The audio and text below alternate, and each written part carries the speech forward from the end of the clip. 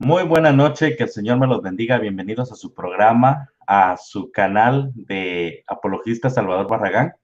Tenemos un nuevo encuentro, ¿verdad?, entre teólogo católico y un apologista evangélico. En esta ocasión van a estar hablando, van a estar dialogando, exponiendo lo que es el bautismo, ¿verdad? Primeramente, los quiero presentar, aunque ellos realmente no necesitan mucha presentación, pero adelante, hermanito Guido, preséntese, tiene un minuto, lo que ocupa en realidad. Gracias Arnold, gracias a Salvador Barragán, bendiciones para ambos, para toda la audiencia. Un saludo especial desde Palmira, Valle del Cauca, Colombia, agradeciéndoles a ambos por esa gentileza, como siempre, como hermanos cristianos de diferentes denominaciones, pero teniendo a Jesucristo siempre como el centro de nuestra vida. Y agradeciéndole también muy especialmente, lo quiero hacer públicamente, a Salvador Barragán, porque yo lo había invitado a este diálogo que queremos hablar sobre el bautismo, en un ambiente general también.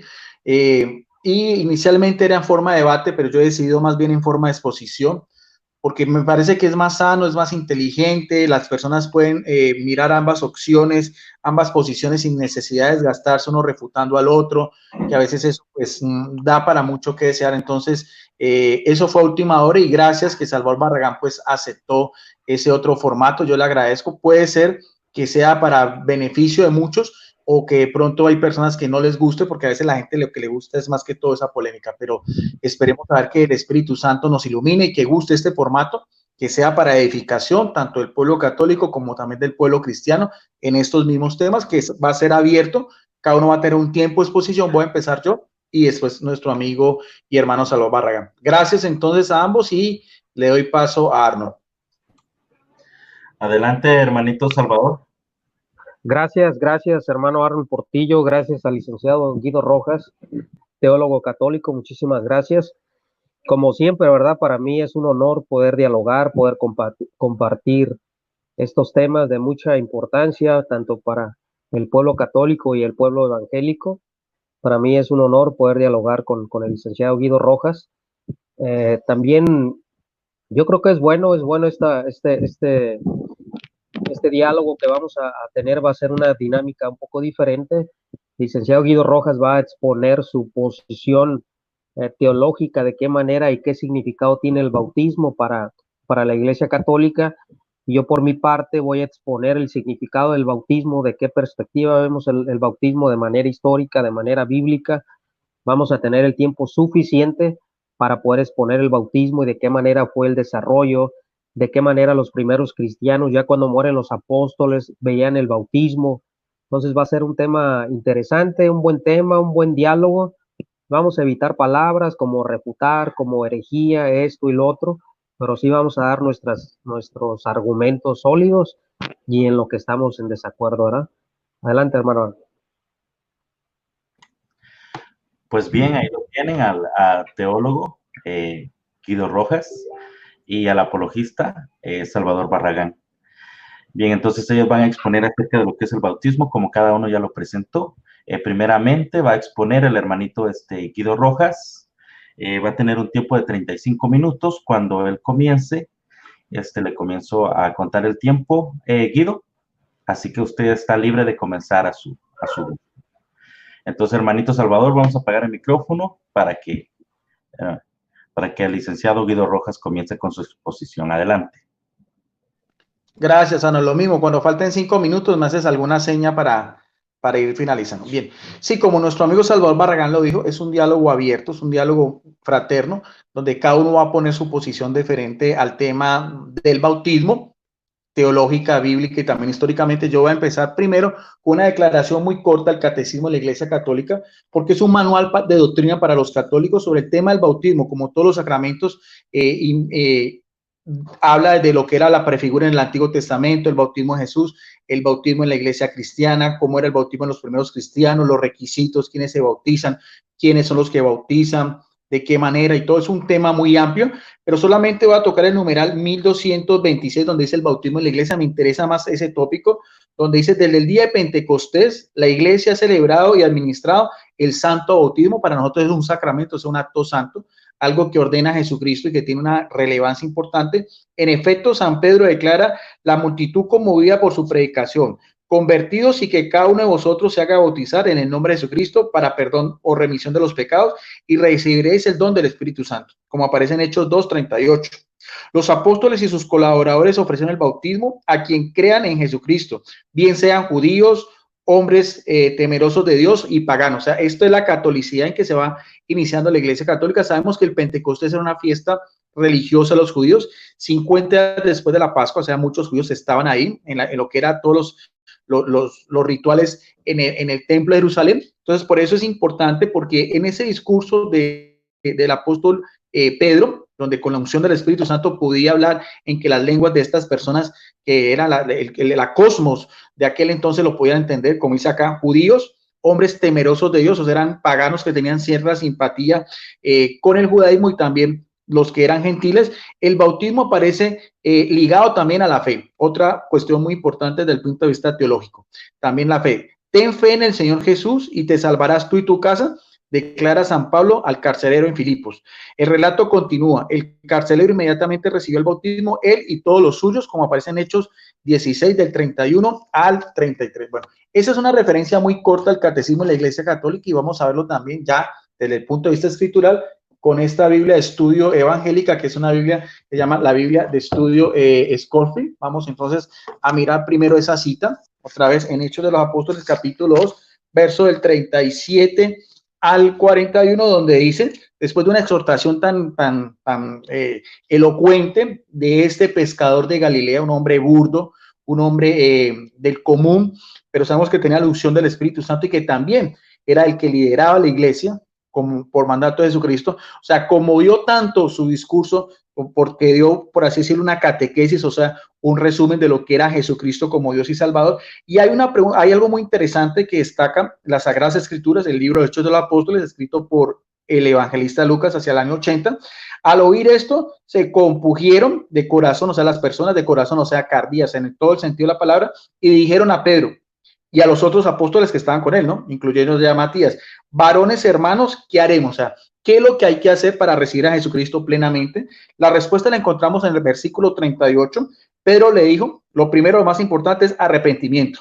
Arrepentimiento es una metanoia, es un cambio de vida, es una transformación de todo nuestro viejo ser, nuestro Adán, por un nuevo ser. Y la segunda condición es bautícense, del término batisein, o sea, sumergir en el agua para sacar una nueva criatura, cada uno de vosotros. O sea, es un mandato individual para cada persona. Arrepentimiento y bautismo en el nombre de Jesucristo, en el sentido de que todo gira en torno a Jesucristo. Todos Hechos de los Apóstoles, el personaje principal es siempre Jesucristo. Iglesia de Jesucristo, testigos de Jesucristo, se predica por Jesucristo, se hacían milagros por Jesucristo, se expulsaban demonios por Jesucristo, ¿no? Eran perseguidos por Jesucristo. ¿Para qué? Dos cosas muy importantes: si deciden ustedes arrepentirse, bautizarse en el nombre de Jesucristo, los preceptos, los mandatos, sabiendo que Él es nuestro único Dios y Salvador, con dos finalidades muy importantes que dice la palabra de Dios: para perdón de los pecados y recibir el Espíritu Santo. O sea, esto creo que es muy importante bíblica y teológicamente analizarlo bien, lo que es en sí el bautismo para cada creyente. Sigue diciendo: porque para vosotros es una promesa, porque primero están preguntando a estos personajes qué es lo que hay que hacer. Pedro les está diciendo qué es lo que hay que hacer: arrepentirse, bautizarse en el nombre de Jesucristo. Recibirán dos cosas: primero, su perdón de todos los pecados pasados, y algo importantísimo que es el don, o sea, el Espíritu Santo habitar en cada creyente. Y lo que dice a continuación, eso es una promesa, dice el apóstol Pedro: ¿para quiénes? Para vosotros, ¿ve? Y para vuestros hijos. Interesante también esto. Y para todos los que están lejos, para cuanto el Señor nuestro los llama. O sea, es un llamamiento universal nuevamente. Es un mensaje de salvación que abarca a todo el género humano, por así mismo decirlo, porque la redención es universal. Y dice en el versículo 40: y con muchas otras palabras testificaba y los exhortaba, diciendo: sed salvos de esta perversa generación. De esto, ¿cuál fue el resultado de esto? En el versículo 41 dice: así que los que recibieron su palabra, la palabra de Pedro, bajo la inspiración del Espíritu Santo, en compañía de todos los apóstoles, fueron bautizados y se añadieron aquel día a la iglesia, a esa congregación de fieles, unas 3,000 personas. Sabemos ya por el catecismo de la Iglesia Católica que entre esas personas habían judíos, prosélitos, paganos de diferentes partes en que conformaban las diásporas, o sea, las partes donde habían judíos dispersos en la dispersión, incluido también pues los mismos judíos que se encontraban ahí en Jerusalén con estos otros habitantes. Ese es muy importante porque ese es el primer anuncio que encontramos de una conversión masiva en lo que es la historia primitiva y lo que es también lo que podemos llamar la iglesia apostólica propiamente dicho. Otro pasaje que también hacía alusión al catecismo de la Iglesia Católica, que es muy importante, es en el mismo libro de los Hechos de los Apóstoles, en el capítulo 16, versos del 30 al 33. Este ya es por otro apóstol, el primero es por Pedro, ahorita este es por el apóstol Pablo, el apóstol de los gentiles, el apóstol a las naciones. Dice también Hechos de los Apóstoles, capítulo 16, verso del 30 al 33. Fe única y condición para la salvación. Y sacándolo le dijo el carcelero, donde estaba pues preso Pablo y Silas, la misma pregunta que encontramos anteriormente. Dice, ¿qué debemos hacer para ser salvos? Nótese bien que es eso. Todo eso es salvación. Es eso. ¿Qué es lo importante para ser salvos? Casi lo mismo que preguntaron todos estos 3,000 personas a Pedro. Ellos le dijeron, ¿quién? Pablo y Silas. Creer en el Señor Jesucristo, lo mismo, primer requisito, creer en Jesucristo, y serás salvo tú y tu casa. Importante eso, porque es una salvación que va a abarcar también no solamente a él, sino a otras personas ligadas al carcelero. Y les habló las palabras del Señor, a él y a todos los que están en su casa. Y tomándolos en aquella misma hora de la noche, les lavó las heridas y enseguida se bautizó con todos los suyos. Bueno, estos dos pasajes son muy importantes porque nos dice primero de lo que era la importancia del bautismo en la predicación, tanto de los dos apóstoles más importantes como era Pedro, como lo que era Pablo. No nos dicen sí, y esto es lo que más causa curiosidad, y lo que muchos teólogos y biblistas han discutido en ambos pasajes, aunque hay una ordenanza, pero no nos dice realmente de qué manera se hizo el bautismo. Sabemos que sí se bautizaron, que era para salvación, que era para perdón de sus pecados, que se hacía en el nombre de Jesucristo y que recibía el Espíritu Santo. De ahí en adelante, todo lo demás es meramente especulativos, por lo menos en esos dos pasajes que son importantes que traje a colación. Bien, vamos a mirar a ver porque la misma historia sagrada, o sea, la misma historia bíblica, lo podemos también cotejar con lo que era la literatura de los primeros cristianos, que para la Iglesia Católica es la otra fuente de revelación divina. Nosotros creemos que el Espíritu Santo actúa de una manera plena, en primer lugar en la Biblia, como lo dijimos, de esta Biblia evangélica, ¿ve? Creemos que palabra de Dios revelada, pero que también el Espíritu Santo, como lo promete Jesucristo, también se ha revelado y ha seguido manteniendo esa misma unción a través de los tiempos. Por eso es que se encuentra un libro muy importante que se llama la Didaché, escrito más o menos, se especula que fue en Palestina o Siria. Algunos lo sitúan, los mismos expertos en la materia, entre los años 70 o los años 80 de la era cristiana, más o menos contemporáneo a la época en que se está escribiendo el libro de Lucas, más o menos por esa misma fecha. Fue encontrado en la biblioteca del Hospital del Santo Sepulcro en Constantinopla, lo que hoy en día es Estambul, Turquía.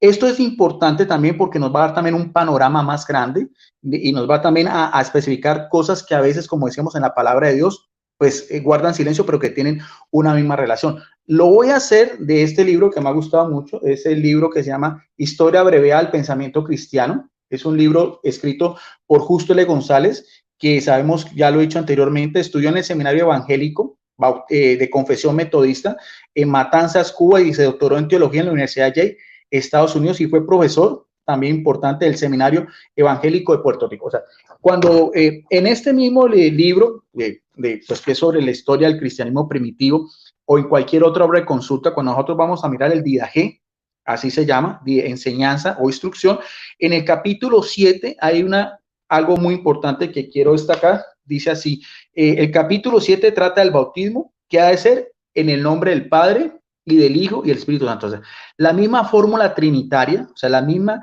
indicación que encontramos en Mateo capítulo 28, verso 19, que era lo mismo que Jesucristo le había hecho a los apóstoles antes de ascender al cielo. O sea, se bautiza en el nombre de las tres personas de la Trinidad, porque la primera comunidad cristiana era trinitaria, creían que el Padre es Dios, el Hijo es Dios y el Espíritu Santo es Dios. O sea, vemos que sigue ese mismo lineamiento, no hay, por así decirlo, una ruptura en cuanto a lo que era la enseñanza primaria de Jesucristo, con lo que ya estos primeros cristianos creían, como estamos diciendo acá, de una fuente que ya es extrabíblica. Pero sigue siendo algo muy importante porque nos puede dar una luz que no encontramos en los dos pasajes que vimos anteriormente. Dice, para ese bautismo debe utilizarse agua viva, ¿ve? Es decir, agua que corra, puede ser un chorro, un río, una acequia, un manantial, pero de no haber, si es un caso de emergencia, puede también usarse otra agua cualquiera, y en caso extremo, escasez de agua, el bautismo puede ser administrado por infusión, o sea, por derramamiento en la cabeza, derramando agua sobre la cabeza. Lo aquí es importante. Más que si es por sumergión completa o por una aspersión, lo importante es que se haga, aquí lo dicen, utilizando, como decíamos, la fórmula trinitaria y también 3 veces en el nombre del Padre y del Hijo y el Espíritu Santo. Este es el más antiguo, los textos en que se menciona un bautismo de esta manera, por infusión, como habíamos dicho. Entonces, esta declaración es importante porque nos ayuda, como decía yo, a mostrar un poco más acerca de este mismo panorama sobre la importancia que era el bautismo, tanto en los tiempos de la Iglesia Apostólica, como también en esas primeras comunidades cristianas que se iban formando, y de una fuente también extra bíblica, pero que, como decíamos, guarda ese mismo paralelismo doctrinal, y sobre todo de orden de vista como para la Iglesia Católica es también sacramental. Ahora, cuando uno va a mirar, sobre todo en Biblias de consulta, cuando usted pregunta sobre biblistas y todas las cosas, sobre ese mismo pasaje que encontramos de que se bautizaron 3,000 personas, queda la duda porque en qué manera, dónde se bautizaron. Yo quiero que veamos de esta Biblia. Esta es una Biblia que se llama La Biblia tras las huellas del Mesías. Esta también es una Biblia evangélica de la editorial Vida, escrita por un pastor que se llama Ken Dobson, que también hizo todos sus estudios en Tierra Santa. Lo interesante de esta Biblia es que también trata muchos de esos mismos temas de orden histórico, de orden arqueológico, de orden cultural, que nos ayuda pues a identificar aún mucho más todo este mismo panorama en que se desarrolla este mismo acontecimiento. Cuando uno va a ver, por ejemplo, en este mapa que les voy a mostrar, este es un mapa de lo que era la ciudad de Jerusalén en tiempos de Jesucristo. O sea, es un mapa más o menos de acuerdo a cómo era la ciudad amurallada en tiempos de Jesucristo en el siglo I, y vemos que a un lado, a un costado, está lo que era el Monte de los Olivos, donde se encontraba un pequeño, un torrente o un riachuelo que llamaba el río Cedrón. Y también por ese mismo lado, en la parte de arriba, usted lo puede mirar a ver, permítame, aquí, por ejemplo, en la parte de arriba, aquí también habían, aquí habían 2 estanques. El uno era el estanque de Betesda y el otro era el estanque de Israel. O sea, todos esos depósitos de agua quedaban afuera de la ciudad amurallada. Posiblemente, como digo yo, posiblemente, porque eso no se puede, perdón, eso no se puede aseverar, posiblemente, tanto en lo que era la piscina de Betesda, como lo que era ese otro, la piscina de Israel, o también en el río Cedrón, que queda muy cerca del Monte de los Olivos, donde Jesucristo hizo su oración en el Jueves Santo. Puede haber sido esos los lugares donde se dio lo que estamos hablando de ese bautismo de Hechos 2:41, de esas 3,000 personas. Pero en realidad ni los mismos biblistas ni los mismos teólogos católicos o de cualquier confesión religiosa se ponen de acuerdo al particular, porque de todas maneras, como decíamos, el evangelista Lucas deja esa misma laguna. De esta Biblia también, que es una Biblia de estudio evangélica, es la Biblia de estudio Dale, también muy importante, por todas las referencias que trae Biblia de referencia Dale, con concordancia y todos esos temas. Es la única Biblia que yo tengo de mi colección de más de 10 Biblias de estudio evangélicas, donde realmente un biblista evangélico se da la tarea de dar una explicación de ese versículo 41, Hechos 2, o sea, el bautismo de 3,000 personas. Dice así en esta Biblia evangélica, dice, no dice Lucas si fue ese bautismo pronto, ni cómo fueron bautizados, por quiénes fueron bautizados, cuántos fueron bautizados, ni qué tiempo les tomó bautizar 3,000 años. O sea, quedan esas dudas.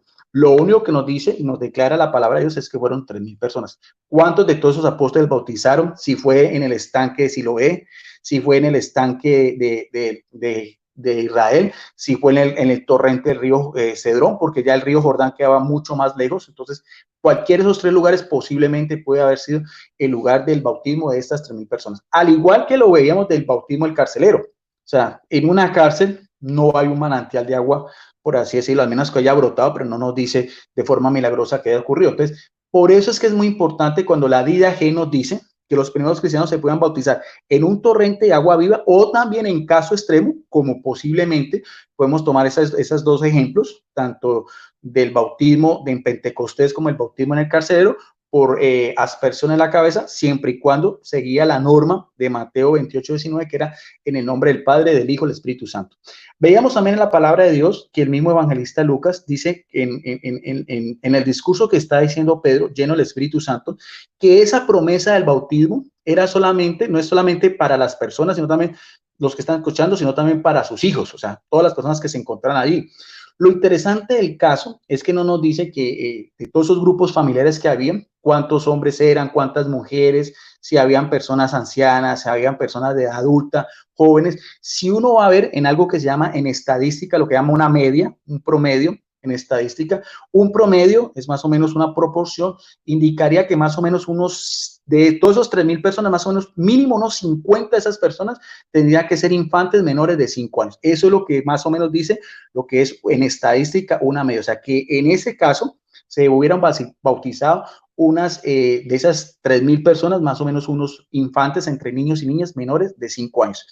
Ahora, eso también es interesante saber porque para esa época los que eran judíos piadosos viajaban a Jerusalén para ese mismo periodo para 2 fiestas importantes, para la fiesta de la Pascua y algunos también se quedaban para la fiesta del Pentecostés. Y eso lo podemos nosotros cotejar en el mismo evangelio también del mismo apóstol que estamos hablando, en el mismo evangelio de Lucas, en el capítulo 2, verso del 41 al 42, dice lo siguiente, ya refiriéndose a lo que era lo que nosotros conocemos como la Sagrada Familia, o sea, el hogar que conformaba José, María y Jesús. Hay algo muy interesante donde dice, e iban sus padres todos los años a Jerusalén a la fiesta de la Pascua.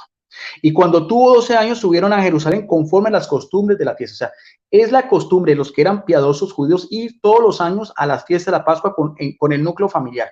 Aunque hace referencia aquí el Evangelio de Lucas, que fue cuando tuvo 12 años, nos indica también que en los años anteriores también, desde que Jesús era un infante, un pequeño niño, siempre iba esta familia a Jerusalén. Eso mismo lo podemos deducir también de todos estos mismos núcleos familiares que se encontraban en Jerusalén, hombres con sus esposas, también personas adultas, jóvenes y también probablemente con toda seguridad un grupo de más de 50 niños que también se bautizaron en unas edades de entre 5 y hasta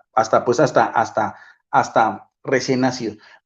Eso también nosotros porque eso también a veces nos divide, por ejemplo, en la rama que es nuestro amigo Salvador Barragán, lo que llaman los anabatistas, él explicará un poco más eso. Para la Iglesia Católica nosotros creemos que el sacramento del bautismo es para todas las personas. En la época primitiva se bautizaban tanto a niños como personas adultas. Las personas adultas recibían el nombre de catecúmenos, que es un proceso muy interesante, 2 o 3 años de una instrucción que ellos se les daba en todo lo que era pues la fe, los mismos cristianos. Ahorita vamos a hablar un poco, y ese bautismo se realizaba en la vigilia pascual del sábado santo, anterior a la fiesta máxima para los cristianos, que es el domingo de resurrección.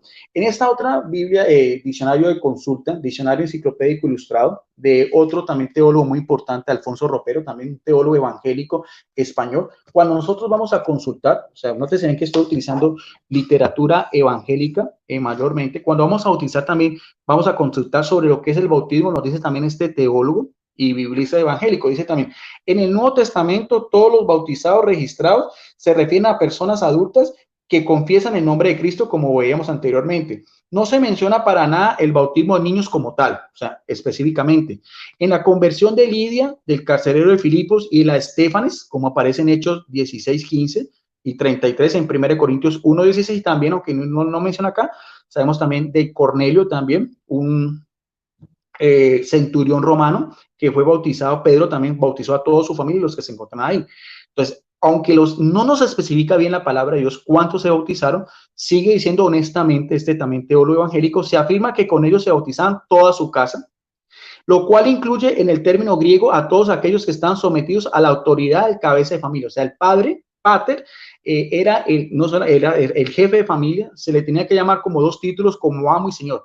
Él era encargado no solamente del sustento de la familia, hoy codespotes en griego, sino también era el que lideraba todo lo que tenía que ver con todo lo que tenía que ver con el judaísmo, propiamente dicho, en todas sus costumbres, sus leyes. Los padres judíos circuncidaban a sus niños a los 8 días de nacido, un rito muy importante también que tiene una relación muy directa con el bautismo, desde la alianza que hace Dios con Abraham. El padre de familia también lleva a sus hijos, sobre todo a los niños, a las sinagogas, a las instrucciones, a lo que era el culto en el Sabá, y también, como veíamos, en el hogar de José y María, también José, desde Nazaret, en el norte de Galilea, hasta Jerusalén, al sur, en Judea, 3-4 días de camino también, como decíamos, cumplidamente para lo que era la fiesta de la Pascua. Por eso es que nos dice este mismo también biblista evangélico, que el término casa incluiría también todo lo que era la familia, menores, esclavos, incluyendo también a niños lactantes. Vuelvo a repetir lo que dice este teólogo biblista evangélico en esta obra de consulta, Diccionario Enciclopédico Biblia Ilustrado. Se afirma que se bautizan casas enteras, lo cual incluye en el término griego a todos aquellos que están sometidos a la autoridad de la cabeza de la familia. ¿Incluía quién? Incluía él, su esposa, sus hijos, sus esclavos y también probablemente niños lactantes. Eso también es muy importante que lo tengamos en cuenta. Bueno, ahora hay otra referencia también sobre lo que es el bautismo propiamente también en ese mismo ambiente, lo que es la historia de la iglesia primitiva, porque a nuestro amigo Salvador Barragán le gusta mucho también investigar todo ese tema, y a mí es fascinante todo lo que tiene que ver con la misma iglesia primitiva, que es complementario, o sea, lo que podemos hablar en la Biblia, lo podemos también complementar con lo que era la historia del cristianismo primitivo también, otra vez del mismo libro de Justo L. González, cuando vamos a hablar también sobre lo que era el bautismo en los tiempos primitivos. Aquí me aparece en la página 57 y 58, algo también, una referencia histórica, también dice lo siguiente, y va a hablar precisamente de lo que era la costumbre de los cristianos en Roma, capital política del Imperio Romano, donde también fueron martirizados los dos grandes príncipes de los apóstoles, Pedro y Pablo. O sea, tiene una preponderancia muy importante Roma en ese mismo periodo de lo que fueron los primeros siglos del cristianismo. Dice este mismo historiador y teólogo metodista, dice que en Roma surgió hacia el año 200, mira bien, la didaje del año 90, 70 y 80, estamos aquí hablando también de una fórmula que se conocía como el credo apostólico o el antiguo símbolo de fe, o sea, una confesión de fe que hacían los primeros cristianos en Roma hacia el año 200, o sea, iniciando ya el siglo III. Dice, título que a la vez se abrevia mediante el símbolo R. Al parecer, R surgió no como una fórmula afirmativa, sino como una serie de preguntas que se hacían a los catecúmenos, o sea, a las personas que iban a recibir el bautismo, a los catecúmenos en el acto de ser bautizados. Estas preguntas eran 3, siguiendo la antiquísima fórmula tripartita del bautismo, y al principio se limitaba a preguntar a quien recibía el bautismo si creía en el Padre, en el Hijo y en el Espíritu Santo. Pronto se vio en Roma, otra vez, la preponderancia, la importancia de lo que era Roma en la historia de la iglesia primitiva, la necesidad cada vez mayor de que estas preguntas sirvieran para determinar la fe ortodoxa, o sea, la fe recta, o sea, la fe verdadera de quien recibía el bautismo, puesto que el punto que se debatía era sobre todo la cuestión cristológica de las primeras herejías que empezaron a surgir, los montanistas, los mismos sabelianos, los modalistas que negaban pues la divinidad de Jesucristo, su misma encarnación. Se añadieron varias cláusulas a la segunda pregunta. De este modo surgió una fórmula bautismal de carácter interrogatorio que debía haber sido muy parecido a que se presenta Hipólito en su traducción apostólica, como dice acá, a principios del siglo III. O sea, esa tradición se llama la Hipólito, la tradición apostólica de principios del siglo III. ¿Cómo se le conoce a eso? Como el credo apostólico o el antiguo símbolo romano.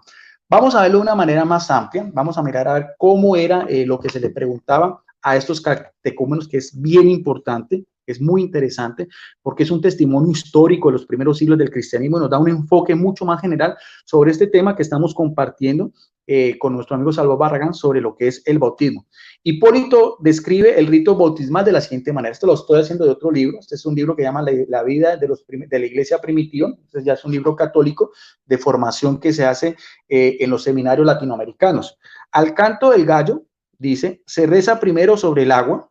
Debe ser agua corriente, lo mismo que veíamos en la de la fuente o caída de lo alto como si fuera una cascada. Así debe ser, excepto en caso de necesidad, si esta persiste o fuera permanente, use el agua que se disponga. Más o menos lo mismo. Los que se van a bautizar, o sea, no es aquí importante porque muchas iglesias cristianas solamente utilizan el bautismo por sumersión, no más, pero vemos bien cómo de la misma iglesia primitiva, en dos hechos históricos, en dos fuentes históricas, tanto la de Agé como este credo romano, símbolo también de los primeros cristianos, se nos dice que se podía hacer de diferente manera, en una cascada, en un río de agua corriente o en caso extremo solamente con agua corriente. Los que se van a bautizar se despojan de su ropa, o sea, quedan completamente desnudos. Bautícense primero, mire lo que decía Hipólito Romano, bautícense primero a quienes, a los niños, una costumbre del año 200 en la Roma de la iglesia cristiana primitiva. Todos los que pudieran hablar por sí mismos, que hablen, pero que sean los padres o alguien de la familia quien hable por los que no pueden hablar. Por los que no pueden hablar son niños de 2, 1 año, niños de lactantes, niños de pecho. Bautícense después, o sea, primero los niños, después los lactantes, los niños pues menores de 2 años, 3 años que no hablan, y después de eso bauticen después los hombres y por último las mujeres. Esa era la costumbre que se seguía en la iglesia primitiva. En el momento previsto para el bautismo, aquí aparece una imagen muy importante, el obispo, el episcopo, o sea, el superintendente, el dirigente, el pastor de cada iglesia, dará gracias sobre el óleo que pondrá en un vaso y lo llamará óleo de acción de gracias. Tomará también otro óleo que exorcizará y llamará óleo del exorcismo. O sea, en ese mismo rito que estamos hablando del exorcismo, no solamente del derramamiento de agua, sino que también ya estos primeros cristianos, de acuerdo a lo que ellos mismos creían, profesaban, confesaban, con la iluminación del Espíritu Santo también se agregaba a este ritual tan importante, iniciación cristiana, el rito también de la unción con 2 óleos. Aquí lo vamos a mirar a ver. En el momento previsto para el bautismo, el obispo dará gracias sobre el óleo que pondrá en un vaso y lo llamará óleo de acción de gracias. También tomará otro óleo que exorcizará y llamará óleo del exorcismo. Tanto uno como otro serán llevados por el diácono. Aquí aparece otra figura también, los diáconos, los servidores, junto al presbítero. Aquí aparecen las 3 jerarquías eclesiásticas en el siglo II, que también las menciona Ignacio de Antioquía hacia el año 107. Quienes gobernaban las iglesias de una manera local y regional eran los obispos, los diáconos y los presbíteros. Todos 3 también tienen una preponderancia, una misión muy importante en esto que estamos hablando del rito de los bautismos para los primeros cristianos. El presbítero acogerá a cada uno de los que reciban el bautismo. Les ordenará renunciar al demonio. ¿Renunciar al demonio para qué? Para recibir, ¿qué? La acción santificadora del Espíritu Santo. Porque todo lo que es con demonio es relacionado con el pecado, con la materia, con la carne, con nuestra condición adánica, de Adán y Eva. Por eso es que con el bautismo, para la Iglesia Católica y para los primeros cristianos es una nueva criatura, es un nuevo amanecer, es un nuevo resurgir, es una nueva forma de vida, ya con una unción especial, y eso se hacía no solamente con el derramamiento del agua, sino también con 2 óleos especiales, que aquí nos lo están explicando. Dice, a la renuncia del demonio sigue la unción con el óleo de exorcismo, al que va a ser bautizado se le conduce en el agua, donde el que bautiza le dice, imponiendo sobre él las manos también. Ese es el mismo rito también, imposición de manos, y le pregunta, lo mismo que veíamos aquí en el libro de Justo L. González, ¿crees en Dios Padre Todopoderoso? A lo que el que va a bautizar responde, creo, de una manera pues plena. Si es un hombre, si es una mujer, si es un niño, y si son menores de edad, si son pequeños infantes, los padres responden por la fe de ellos. Inmediatamente con la mano puesta sobre la cabeza, otra vez del bautizado, le confiere el bautismo, a continuación le dice, ¿crees en Jesucristo? Hijo de Dios que nació del Espíritu Santo y de la Virgen María, y fue crucificado bajo Poncio Pilato, murió y fue sepultado, y vivió, resucitó entre los muertos al 3er día, subió a los cielos y se sentó a la derecha del Padre, y ha de volver a juzgar a los vivos, a los muertos. O sea, la segunda confesión con Jesucristo. Cuando responde creo, se le bautiza por segunda vez. Y el que bautiza, dice nuevamente, crece en el Espíritu Santo, en la Santa Iglesia y en la resurrección de la carne. Nótese bien que la fórmula trinitaria se agregaba también algo muy importante, la Santa Iglesia. Ya se le conocía como Santa Iglesia y también católica en el sentido universal en el año 200 en Roma. Y el bautizado responde, creo, y bautice por tercera vez. Después de salir del agua, ya sabemos que puede ser una cascada, puede ser un río, o en caso extremo, como dice aquí, solamente agua de la que se tenga a la mano. Después de ese triple rito de bautizar en nombre del Padre, el Hijo y el Espíritu Santo, se unge con el óleo santificado por el presbítero, que le dice, te unjo con el óleo santo en el nombre de Jesucristo. No te sigan que otra vez, en el nombre de Jesucristo. Lo mismo que encontramos con Pedro, bautícese en el nombre de Jesucristo. Lo mismo que le dice Pablo al carcelero, tienes fe en Jesucristo, porque todo es Jesucristo, es la fe en Jesucristo, es la iglesia de Jesucristo, es la acción de Jesucristo, es la redención que viene por Jesucristo. Somos testigos de Jesucristo, somos hijos de Jesucristo, pertenecemos al cuerpo de Jesucristo. En esa iglesia de Jesucristo ya habían episcopos, presbíteros y diáconos. Después, uno con uno, luego de vestirse, se entra a la iglesia. O sea, están completamente desnudos, pero bueno, había una sábana que los cubría a los demás, pero después de eso, se visten y entran a la iglesia, o sea, a la asamblea de los fieles. Antes los diáconos no podían entrar a la asamblea de los fieles, solamente lo que era la liturgia y la palabra, pero lo que era la Eucaristía, acción de gracia, ellos se tenían que salir. Ese será otro tema más interesante que no lo voy a tocar aquí. Al entrar a la iglesia, aquí ya otra vez, ¿quién? Él toma otra vez el liderazgo, el episcopo, el obispo, le impone otra vez las manos y lo unge sobre la cabeza diciendo, te unjo con el óleo santo del Padre Santo, omnipotente, y en Jesucristo y en el Espíritu Santo. Aquí se invoca otra vez a las tres personas de la Trinidad. Te unjo con el óleo santo en el Señor Padre, omnipotente, y en Jesucristo, en el Espíritu Santo. Luego, algo muy importante también, y que tiene una relación muy estrecha con lo que son los sacramentales y los ritos en la Iglesia Católica, que muchos evangélicos a veces se critican y burlan y creen que no conocen las cosas. Dice, luego, quien el episcopo le marca en la frente con la señal de la cruz y le da un ósculo o un beso de paz. Mire bien lo que era.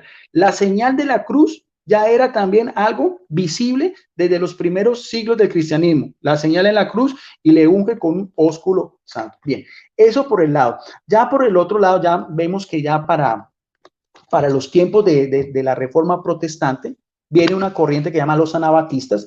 Los anabatistas fue una corriente que surgió en Alemania. Entre ellos, este es uno de los grandes líderes, se llama Thomas Müntzer.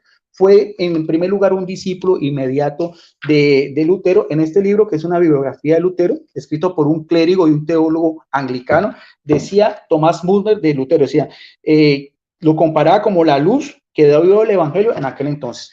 No obstante, para esa época, vemos que los mismos anabatistas se opusieron a lo que era el bautismo de niños, que lo practicaba tanto los luteranos como los swinglianistas, como los calvinistas. Eso también aparece en este propio libro de Justo L. González. Por ejemplo, Lutero decía en la página 282 y 283, decía lo siguiente, decía, el bautismo se encuentra indisolublemente ligado a la fe. No puede haber verdaderamente sacramento sin la fe. Esto no quiere decir, sin embargo, que la fe tenga que preceder al bautismo. Lo que sucede es más bien que en el bautismo, como en la fe, la iniciativa es siempre de Dios, quien otorga esa fe. Esta es la razón principal por la cual Lutero insistía sobre el bautismo de los niños. El negar el bautismo a los niños por razón de su carencia de fe implicaría que el poder del bautismo y por lo tanto el evangelio depende de nuestra capacidad para recibirlo y no tanto por la misma fe y las obras que vienen por el propio Jesucristo. Tan es así que Lutero se casó con una monja llamada Catalina Bora. Él mismo tuvo 6 hijos, que se llamaban, la primera su primogénita Elizabeth, que murió al año después de nacido.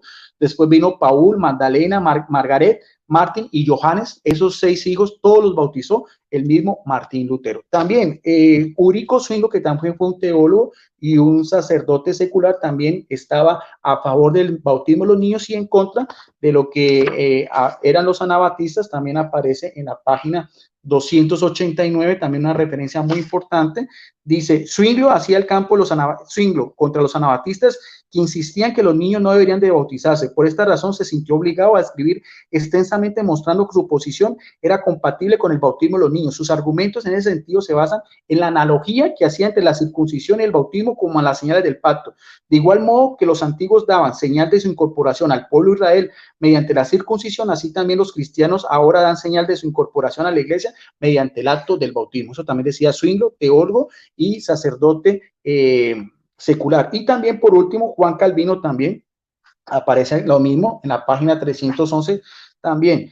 Frente a los anabatistas, Calvino afirmaba que los niños han de bautizarse. Su insistencia en buscar autoridad escritural de tal práctica en el Nuevo Testamento, sin afirmar ni negar, le obligaba a ofrecer varios argumentos a favor del bautismo de los niños, ninguno de los cuales resulta convincente, pero en todo caso, el bautismo de niños se practicaba como señal de la justificación por la gracia y el amor de Dios, no solamente por nosotros, sino también por todos la humanidad. Tan es así que después de esto, las principales iglesias que nacen de la Reforma Protestante, tanto lo que son en la misma confesión de fe de Westminster, lo que son los anglicanos, lo que son los episcopalianos, lo que son también los presbiterianos y los metodistas, todos ellos también, al igual que la iglesia católica de tiempos antiguos y la iglesia ortodoxa, tienen el bautismo de los niños. Solamente en lo que es la Reforma Protestante se opusieron al bautismo de los niños, como decíamos, los que son los anabatistas y los puritanos. Bien, entonces con eso era más o menos ya mi intervención, porque veo que ya que Arnold salió aquí en pantalla. ¿Cuánto se me fue, Arnold? Te faltaba un minuto. Bien, pero es más o menos eso lo que yo quería entonces mostrar. Primero, el bautismo, la importancia que era, tanto lo que habla Pedro a 3.000 personas como lo que es Pablo también, ambos son muy importantes, lo que nos dice la Didache, lo que encontramos también sobre el credo de los primeros cristianos en Hipólito de Roma y también ya antes de la Reforma Protestante, lo que eran los anabatistas y también la defensa que hizo tanto Martín Lutero con la Iglesia Evangélica Luterana, Zwinglio y Juan Calvino con los calvinistas y también ya las otras confesiones cristianas. Gracias, Arnold. Entonces damos paso también para que nuestro amigo y apologista Salvador Barragán dé su explicación o su exhortación sobre el bautismo. Adelante, Arnold. Gracias. Muchas gracias, licenciado Guido Rojas. Muy buena exposición. Hermanitos, bendiciones para todos los que están saludando. Gracias por no solo estar saludando a mí, sino también al hermano Salvador y al hermanito teólogo Guido, al hermano teólogo Guido Rojas. Gracias. Entonces, hermanito Salvador, hermano Salvador, ¿listo? Listo. Okay. Listo, hermano. Muchas gracias. Gracias por la exposición del licenciado Guido Rojas. Bueno, yo voy a dar mi exposición, mi argumentación de lo que son nuestras confesiones de fe, lo que nosotros creemos. Para nosotros, el bautismo, nosotros en la Biblia, cuando el Señor creemos en dos ordenanzas que da nuestro Señor Jesucristo en el Evangelio de Mateo, capítulo 28, versículo 19 y versículo 20. El Señor Jesucristo nos dice, id y predicad a toda criatura, bautizándolos en el nombre del Padre, del Hijo y del Espíritu Santo. Nosotros creemos en un bautismo en el nombre del Padre, en el nombre del Hijo y en el nombre del Espíritu Santo. Para nosotros el bautismo sabeliano o el bautismo unicitario, como se le conoce, es un bautismo que surge siglos después de los apóstoles, ¿sí? Como el mismo Eusebio de Cesarea, se dice que él simpatizaba mucho con que era sabeliano. Ahí hay algunos grupos también que bautizaban en el nombre de Jesús, pero siglos después. Por eso se les conoce como sabelio. Nosotros, las dos ordenanzas que da nuestro Señor Jesucristo de ir y predicar el Evangelio. Para nosotros la gran comisión, ¿sí? No es ir y bautizar niños. Para nosotros es la predicación del Evangelio. Para nosotros seguimos el modelo bíblico. Cuando nosotros evangelizamos o hacemos una obra misionera evangelística, nosotros repetimos igual como empieza el Evangelio de Mateo. Si leemos el Evangelio de Mateo, cuando el Señor Jesucristo desciende después de la tentación, cuando el Señor Jesucristo empieza su ministerio, cuando es tentado en el monte y cuando dura 40 días ayunando en el monte y es tentado por Satanás, empieza su ministerio el Señor Jesucristo y empieza con unas palabras. Esas palabras fue arrepentidos porque el reino de los cielos se ha acercado. Entonces el Señor Jesucristo llama al pueblo a un arrepentimiento. Si leemos a Juan el Bautista, que era el precursor del camino de nuestro Señor Jesucristo, su predicación, su enseñanza también enfatizan en esas palabras. Arrepentíos porque el reino de los cielos se ha acercado. Si leemos al apóstol Pedro en el libro de los Hechos, capítulo 2, cuando da la predicación el día de Pentecostés, también empieza con esas mismas palabras. Dice, arrepentíos porque el reino de los cielos se ha acercado. Para nosotros lo más importante de la predicación es invitar a las personas, hacerles saber y que vengan a un arrepentimiento a los pies de Jesús, rendidos y que necesitan un Salvador. Para nosotros el bautismo nosotros no lo vemos de manera sacramental. Para nosotros el bautismo no es un sacramento es un medio de salvación. Sí, por eso para la Iglesia Católica es muy importante el bautismo, porque es un medio de salvación, o es un medio por el cual Dios da la gracia. Para nosotros la gracia es un don, es un regalo gratuito, sin condiciones. Para nosotros la gracia es un don incondicional, es un favor o un regalo que Dios ha hecho a nosotros sin condiciones, porque entonces dejaría de ser un don de Dios o dejaría de ser gracia. Si la gracia va condicionado a un bautismo o a un sacramento, entonces dejaría de ser gracia, porque existen condiciones. Cuando nuestro Señor da la gracia, la da de manera incondicional. Para nosotros el bautismo sí es muy importante, pero el bautismo tiene que ser para nosotros, y lo que nosotros creemos es que el bautismo tiene que ser llevado a cabo a creyentes, a personas arrepentidas. ¿Por qué? Todo el Nuevo Testamento, el candidato idóneo para el bautismo es solo para creyentes. Los creyentes eran los que eran bautizados. ¿Quiénes eran los que se arrepentían? ¿Quiénes eran los que habían creído? El Señor Jesucristo nos habla muy claramente en el Nuevo Testamento. Dice, el que cree en el Hijo tiene vida eterna. Si leemos todo el Evangelio de San Juan, habla de creer. El que cree en el Hijo tiene vida eterna. San Juan 3:16, San Juan 3:36, San Juan 5:24, San Juan 11:24 y 25. Cuando una persona se arrepiente y una persona cree, para nosotros es el candidato perfecto para bautizarse. Si podemos leer a través de toda la Biblia, el eunuco que iba con Felipe, cuando iban en el carruaje, que Felipe empieza a ver que está leyendo la lectura, y le dice el eunuco, ¿qué impide para que yo sea bautizado? Y hay unas palabras ahí donde dice el libro de los Hechos, si crees de todo corazón. Entonces el eunuco tuvo que creer para poder descender a las aguas bautismales. Si leemos el libro de los Hechos también, dice la palabra de Dios que se bautizaban mujeres y hombres. No vamos a encontrar en ninguna parte de la Biblia de los Hechos que la iglesia primitiva o la iglesia de los apóstoles bautizaba niños o bautizaba infantes. Eso nada más es una deducción de ciertas traducciones. Carcelero, cuando dice que fueron bautizados él y su casa, si nosotros decimos que en esa casa necesariamente tuvo que haber habitado niños, esa sería una deducción personal o una deducción propia, o una opinión personal. La palabra de Dios no dice que en esa casa o en esa familia había niños. En mi casa, que es la casa de todos ustedes, mi hija menor tiene 15 años.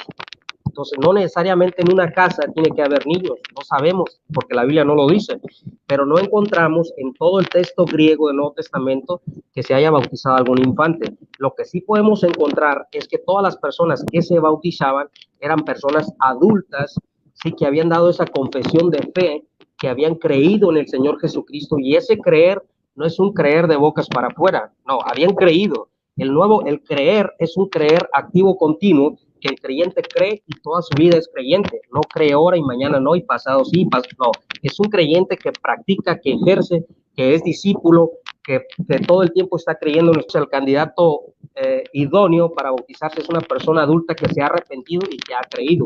Los niños no tienen capacidad para creer y los niños no tienen capacidad para arrepentirse. ¿Sí? Nosotros creemos que los niños son pecadores en una posición pasiva, no activa como nosotros. Nosotros somos pecadores activos porque somos pecadores. Los niños nacen con una imputación de pecado, ¿sí? Pero no activa, sino de manera pasiva. Entonces, si nosotros decimos que el bautismo quita el pecado original, que yo no creo eso, entonces necesitaríamos ver de qué manera quita el pecado original y de qué manera el hombre cuando crece, sí, sigue siendo pecador, si ha quitado esa simiente o ha borrado ese pecado original cuando vemos a Adán como la cabeza federal del pecado. Entonces, el bautismo era una confesión pública que hacían los cristianos de los primeros siglos para testificar exteriormente, públicamente, de que habían recibido a Jesús como el Señor y el Salvador de sus vidas. Los infantes son incapaces de creer, lo cual en el Nuevo Testamento es siempre un requisito para el bautismo. La enseñanza del Nuevo Testamento es bastante clara en este punto. Juan el Bautista requería que aquellos venían solicitando ser bautizados debían primero hacer una confesión pública de su pecado, demostrando así su arrepentimiento. Luego debían ejercer su fe. Hasta el bautismo de Juan el Bautista también eran personas adultas y que tenían que hacer una confesión pública. Entonces el Señor Jesucristo dio claramente este mandamiento. No negamos el bautismo, o sea, el bautismo tiene que ser trinitario, en el Padre, como reconociendo como Padre el Creador, en el Hijo como nuestro Salvador y el Espíritu Santo como el que santifica de manera progresiva toda la vida y todo este caminar en la tierra con el cristiano. Dice el erudito católico Dollinger, profesor de historia de la iglesia de la Universidad de Múnich, dice: no hay evidencia o sugerencia en el Nuevo Testamento de que los apóstoles bautizaran infantes u ordenaran que fueran bautizados. El doctor Edmund de Prince, un senador protestante francés, dice: ningún hecho positivo que sancione la práctica del bautismo infantil, que es el argumento católico. Cuando nos preguntan de qué manera dicen ustedes o de qué manera la Biblia prohíbe bautizar niños, puede deducirse al Nuevo Testamento. Las evidencias históricas aducidas no son concluyentes de manera alguna. Dice: muchos autores de libros que tratan directamente el tema del bautismo infantil afirman que no es mencionado en las Escrituras. Solo un autor es citado aquí, un profesor luterano, donde hace alusión a esa casa del carcelero que probablemente había niños, lo cual la Biblia no lo dice. También podemos ver en Colosenses capítulo 3 y versículo 12 que se describen que el bautismo es una sepultura y es una resurrección. Hacían cierto que la inmersión era la forma del bautismo en el Nuevo Testamento. El Doscher, profesor de historia de la iglesia en el Seminario Teológico Presbiteriano Protestante, nos dice: todo historiador honesto admitirá que los bautistas tienen tanto histórica como filológicamente la mayor razón en el argumento relativo a la forma bautismo en el Nuevo Testamento. La palabra bautizo significa inmersión, tanto en el griego clásico como en el bíblico, excepto donde es manifiestamente utilizada en un sentido tropical o figurado. El bautismo de creyentes, sí, dice, prevaleciendo en las iglesias, a pesar de la eficacia que se suponía existía en el bautismo, la práctica del bautismo de infantes fue de lento crecimiento, dice este historiador protestante de confesión presbiteriana. Aún después de sus primeras apariciones fue combatido por muchos, o por algún periodo de tiempo no fue practicado en forma general. O sea que el bautismo de niños fue metiéndose a la iglesia de manera progresiva, no desde los tiempos de los apóstoles ni los tiempos posapostólicos fue una regla general o fue una orden de la iglesia donde se tenían que bautizar los niños. Esto fue algo progresivo. Vamos a citar a algunos padres de la iglesia. Como decía el licenciado Guido Rojas, he leído el libro de Pensamiento Cristiano del doctor Justo L. González, que es diferente a la era de los mártires. Dice: todos los escritores conocidos como los padres apostólicos, Clemente, Bernabé, Ignacio y el pastor de Hermas, requerían de una profesión de fe, parte del candidato a ser bautizado. Clemente no menciona el bautismo en su epístola a los Corintios, pero sí exhorta a los padres a permitir que sus hijos participen del entrenamiento cristiano. Pero Clemente no habla de un bautismo, de un entrenamiento cristiano. Bernabé dice: ve la forma en la que ha descrito al mismo tiempo el agua y la cruz, porque estas palabras implican: benditos sean aquellos que poniendo su fe en la cruz han descendido a las aguas, porque dice él, a su tiempo recibirán su recompensa.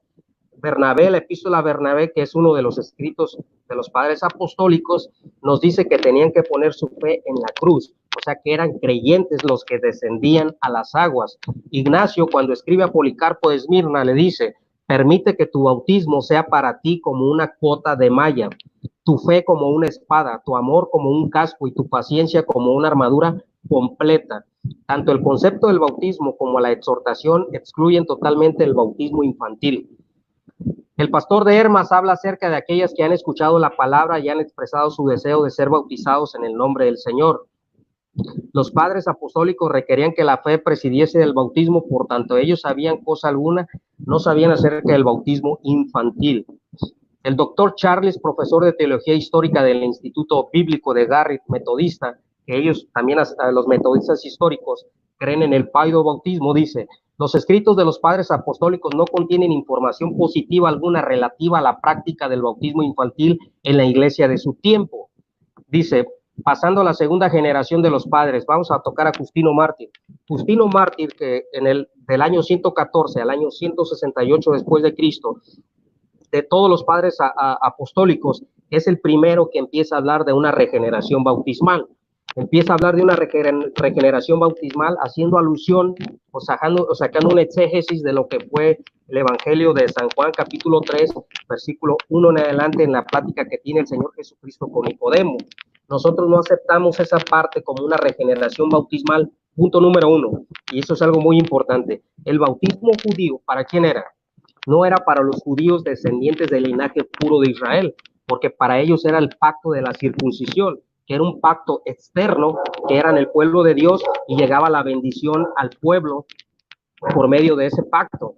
¿Sí? Cuando el Señor Jesucristo está hablando con Nicodemo, Nicodemo no era un prosélito.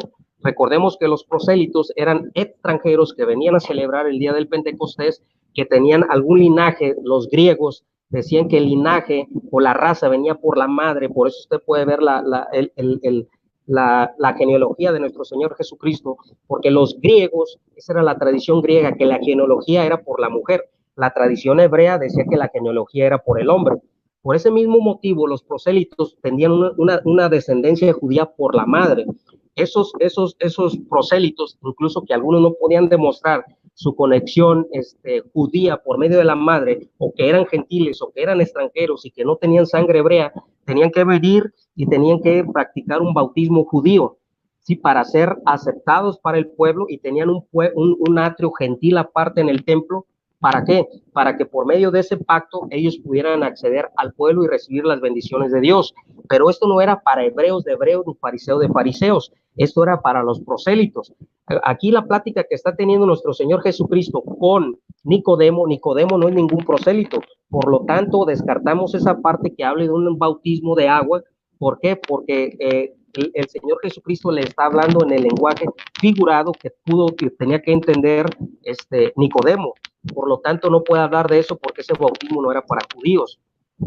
Nosotros creemos que la regeneración que habla ahí, o más bien dicho, de la santificación, ¿sí? es la palabra por la cual se santifica el hombre.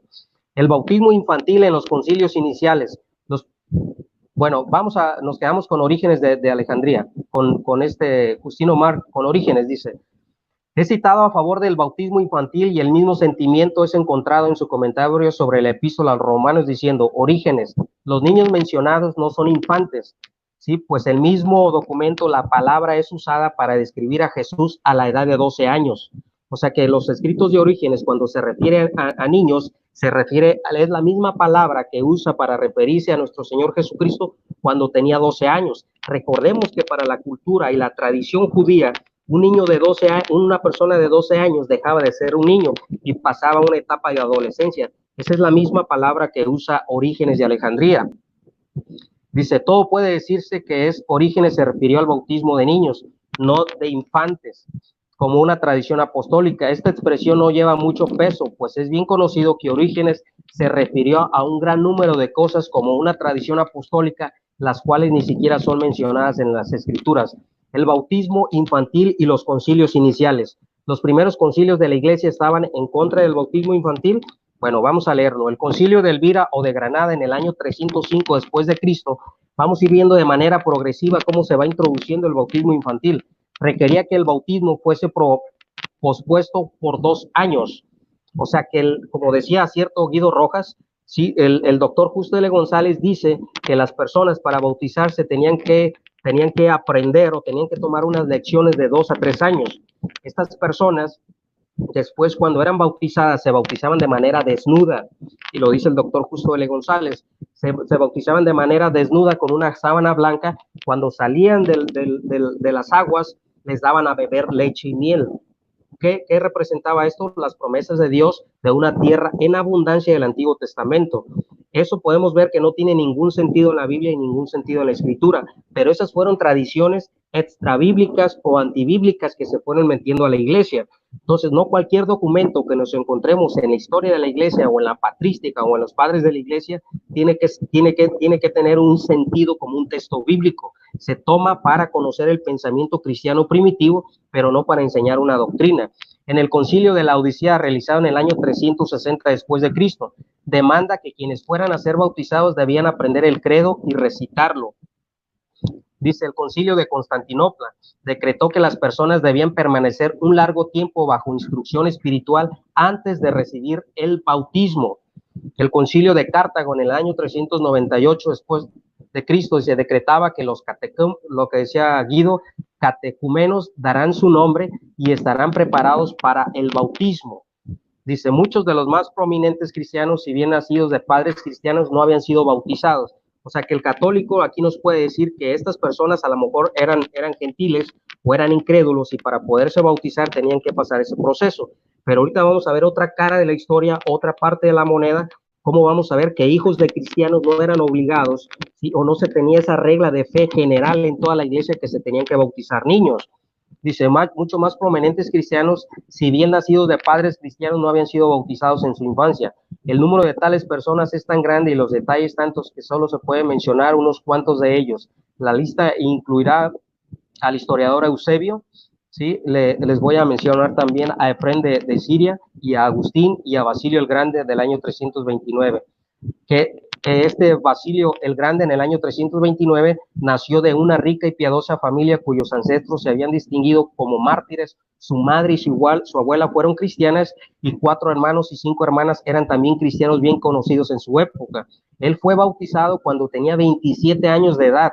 Su madre, su abuela, él y sus hermanos eran cristianos y fue bautizado a los 27 años en un admirable pasaje en un admirable pasaje del año 380, él indica claramente el rumbo de los tiempos cuando dice, objetas tú y retrasas el bautismo cuando tú has sido desde tu niñez enseñado en la palabra y aún no conoces bien la verdad, habiendo estado por siempre estudiándola, aún no habéis llegado al conocimiento de ella. O sea que los cristianos tenían que tener un conocimiento de qué era el bautismo, qué era el arrepentimiento, qué era la fe, qué era el credo niceno, para poder tomar una decisión de bautizarse. La práctica del bautismo, bueno, vamos a citar otros personajes. Dice este mismo historiador, dice, la práctica del bautismo infantil no creció con rapidez. Agustín, obispo de África en el año 353, no fue el primero en practicarlo, pero aunque él no fue bautizado en su infancia, la mamá de San Agustín era cristiana y no lo bautizó él de niño, él se bautizó de grande hasta que creyó por el sermón del obispo de Milán, de Ambrosio de Milán. Él se bautizó hasta que fue creyente. Dice, fue uno de sus primeros y más capaces defensores. Fue el que desarrolló el argumento teológico a favor de esta doctrina. El concilio de Mela, en Numidia, en el año 416, integrado por 15 personas que presidió por San Agustín, decretó, también es la voluntad de los obispos a fin de que quien se negare que los infantes recién nacidos de sus madres deben ser bautizados o dijere que el bautismo es administrado para la remisión de sus propios pecados, pero no por causa del pecado original entregado por Adán para expiarlo en el abraco de la regeneración, es anatema. Es un decreto de San Agustín donde él habla de una regeneración bautismal, donde él habla que todas las personas tienen que obligar a los niños a bautizarse. Aquí voy a hacer un paréntesis. ¿Sí? ¿De qué manera empieza a hablar, a introducirse el bautismo infantil o el bautismo de niños?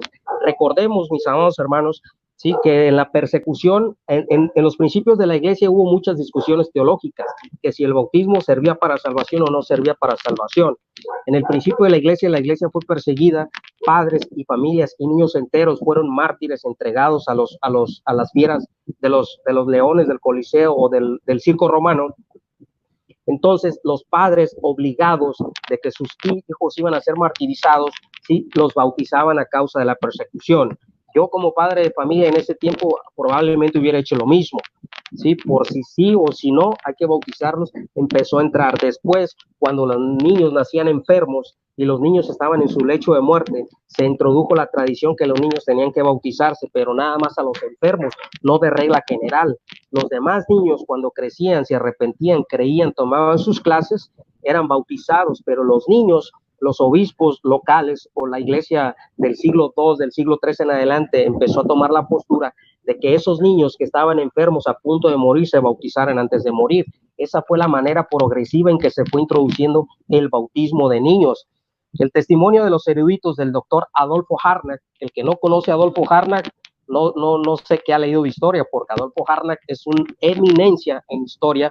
Cualquier historiador que lo mencione, Darius, Justo, menciona a Harnack como una referencia histórica. De la Universidad de Berlín, él es de confesión luterana, hablando del periodo posapostólico, nos dice: no hay rasgo seguro del bautismo infantil en esta época. La fe personal es una condición necesaria. Dice, y luego continúa diciendo: prevalece una completa oscuridad por lo que le toca la adopción de la práctica del bautismo infantil por parte de la Iglesia. Práctica que, si bien debe su origen a la idea de que esta ceremonia es indispensable para la salvación, es no obstante una prueba de que el concepto supersticioso del bautismo se había incrementado en los tiempos de Irineo, Tertuliano. El bautismo de los niños ya se había convertido en algo muy general y era basado en Mateo 19:14. No tenemos testimonio alguno de este respecto en épocas más tempranas, o sea, antes de Tertuliano, antes de Justino, porque Tertuliano se opuso a esta práctica, el bautismo de los muertos y el bautismo de los niños, que se estaba haciendo de regla general, se opone Tertuliano. Pero antes no hay una reseña, un rasgo histórico para hablar que la Iglesia o los apóstoles bautizaban niños y creían en una regeneración bautismal. Y termina diciendo Adolfo Harnack acerca del bautismo infantil: fue establecido en el siglo V como el uso general. Su adopción completa va a la par con la muerte del paganismo. Nos encontramos, como dice Harnack, en completa oscuridad por lo que toca la adopción de la práctica del bautismo infantil por parte de la Iglesia. Las referencias confiables del siglo III con relación al bautismo infantil, el profesor Ward de la Universidad de Cambridge dice, André Lars dice, hasta el siglo VI los infantes eran bautizados solo cuando se encontraban en peligro de muerte. Por estas fechas fue introducida la práctica de bautizarlos incluso cuando no estaban enfermos, hasta el siglo VI. ¿Sí? Dice este catedrático de la Universidad de Cambridge. Dice, esto lo dice en la historia, en Lagars, la Iglesia Latina en la Edad Media, en el capítulo 37. Entonces podemos ver, no sé cuánto tiempo me quede a hermano Arnold o Guido, no sé por ahí quién lleva el tiempo. Entonces por ahí podemos ver, mis amados hermanos, para resumir, para estar concluyendo, porque ya casi voy a terminar, el tiempo de la Iglesia primitiva. ¿Sí? Según los escritos que acabo de dar, las fuentes que acabo de dar, como Adolfo Harnack y algunos padres de la Iglesia y algunos concilios ecuménicos por parte de la Iglesia Católica, nos relatan que el bautismo de infantes no era una regla general. En el principio de la Iglesia, en ninguna parte de los hechos, en ninguna de las cartas de los apóstoles, ¿sí? Ni en las cartas universales, ni en las cartas pastorales, ni en las cartas personales, ni en el libro apocalíptico se menciona un bautismo de niños. Se habla de personas adultas, de personas arrepentidas, de personas que habían creído. Decir que en la casa de las personas había niños es una deducción y es una opinión personal que se respeta hasta cierta postura. A 15 minutos más. Gracias, hermano. Es una postura que se respeta, ¿verdad? Se respeta esta postura católica. Y esta manera fue introduciéndose de manera progresiva. Podemos ver que en el tiempo de la persecución, a lo que acabamos de leer, la persecución entró y las personas, los cristianos de aquel tiempo, empezaron a bautizar niños por miedo a que sus niños mueran sin ser personas adultas y puedan dar una confesión o una profesión o puedan ejercer una fe en Jesucristo de manera libre. Las personas, por ese temor, empezaron a bautizar a sus hijos. Después vemos que empiezan a bautizar niños recién nacidos por la manera de esos niños que nacían enfermos y se empezó a practicar este tipo de bautismo para que los niños no murieran sin bautizarse. Después podemos entrar con Justino Mártir, que es el primero que empieza a hablar de manera explícita de una regeneración bautismal. Después podemos ver a Orígenes de Alejandría, que es un documento que usan mucho los apologistas católicos para decirnos a nosotros que así había un bautismo infantil a partir del siglo III, pero nos acabamos de dar cuenta que la palabra niño que se usa es la misma, o la palabra infantil que usa Orígenes es la misma palabra para referirse al Señor Jesucristo a la edad de 12 años. Para la cultura judía, 12 años ya era una persona que pasaba a otra etapa y dejaba de ser niño.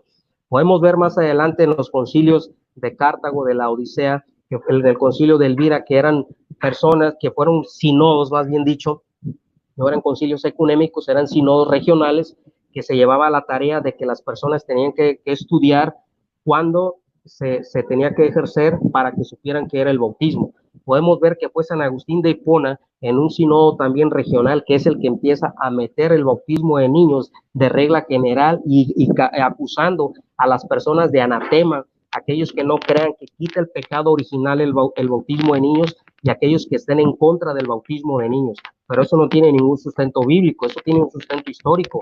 San Agustín de Hipona, que yo también admiro mucho sus confesiones y leo mucho sus confesiones y no estoy de acuerdo con todo lo que dice, pero tenemos que reconocer, bueno, lo grande que fue de manera filosófica en interpretar muchas partes de la vida y todo lo que se habla, su sello platónico que se ve en todos sus escritos, pero eso no descarta su buena sabiduría, pero no concordamos con él en muchos puntos que él dijo. También podemos ver que fue hasta el siglo VI, ¿sí? Cuando se empieza a hacer de manera general, que ya todos los niños recién nacidos tienen que bautizarse, pero esto ya fue un concepto humano, fue un concepto de hombres, porque podemos ver en la Biblia que nuestro Señor Jesucristo, cuando manda ir, dice, predicad, id y hacer discípulos. Ese modelo es que primero tienes que ser un discípulo y bautizándolos. Cuando eres un discípulo te tienes que bautizar. ¿Por qué? Porque el bautismo es un testimonio externo que tú das, que has muerto al viejo hombre y has resucitado al nuevo hombre. Nosotros creemos que el bautismo tiene que ser por inmersión, así que de ahí mismo se deriva la palabra baptisis, que es sumergión, que tienes que sumergirte porque te tienes que enterrar todo el viejo hombre. Yo sé que la dideché, yo sé que algunos, y yo también entiendo que si tú estás en algún lugar donde cae mucha nieve y no hay agua, y te tienes que bautizar, y si tienes una latita de agua y te quieren echar nada más aquí, pues para mí es válido porque lo que importa es la fe. Lo que sí yo no acepto a la Iglesia Católica es acerca de un bautismo de deseo. Que ese bautismo de deseo, dice la Iglesia Católica, que también tiene algunos sustentos y algunas corrientes filosóficas de origen griego o de filosofía griega, que no tiene base ni sustento bíblico. Ese bautismo de deseo es cuando la persona está en su lecho de muerte y no alcanza a bautizarse, que él deseó bautizarse, ¿sí? Y por lo tanto se fue al cielo, pero el bautismo fue necesario. Esa parte no la aceptamos, ¿por qué? Porque la Biblia no lo dice, no tiene ningún sustento bíblico. También no aceptamos un bautismo en sangre, un bautismo en sangre tal y como lo leía yo o debatí con otro católico por ahí. Tampoco aceptamos el bautismo de las campanas tal y como lo hace la Iglesia Católica, que fue a partir del siglo IX. Tampoco aceptamos una regeneración bautismal, porque a nosotros el que nos regenera, el que nos hace nuevas criaturas, es el Espíritu Santo, no el agua, no negando el bautismo. O sea, toda persona que se ha arrepentido, toda persona que ha sido regenerada, toda persona que ha creído, tiene que sentir ese anhelo y ese deseo de ir a las aguas bautismales, de descender a las aguas bautismales en el nombre correcto, que es en el nombre del Padre, del Hijo y del Espíritu Santo, ¿sí? Para dar ese testimonio externo tal y como lo hacía la iglesia primitiva, de que Jesucristo era el Señor y el Salvador de sus vidas.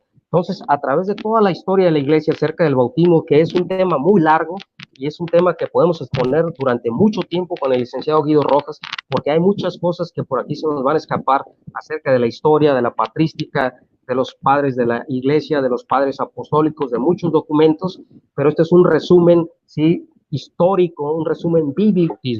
Podemos ver, mis amados hermanos, y con esto quiero dejarle claro, que el bautismo protestante, el bautismo luterano, sí es un bautismo que cree en una regeneración bautismal, tal y como lo que es la Iglesia Católica.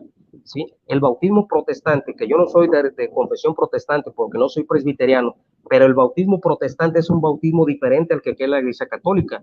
El bautismo protestante que practicaba Juan Calvino, que era un bautismo infantil, que ese fue uno de los motivos por el cual muchos protestantes persiguieron a los anabaptistas por el bautismo o el rebautizo.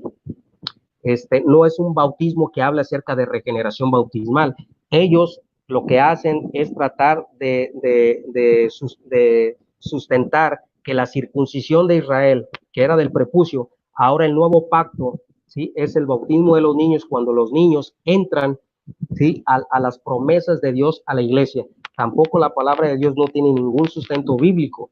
¿Por qué? Porque este nuevo pacto de la gracia que nos ha dado nuestro Señor Jesucristo es por medio de la fe, y la fe no se puede heredar a los hijos. La fe es personal, la fe es un don de Dios, la gracia es un don de Dios, el arrepentimiento es algo que concede Dios de manera personal, El perdón de pecados viene cuando el pecador viene arrepentido y rendido a los pies de Jesús y es lavado con la sangre de Cristo y está preparado para ir a las aguas bautismales.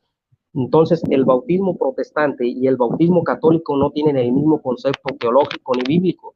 Yo no comparto ninguno de los dos, ni el bautismo de niños, tanto católico, luterano, ni anglicano, ni calvinista. ¿Por qué? Porque la palabra de Dios habla de personas que tienen que creer, tienen que arrepentirse, son personas adultas.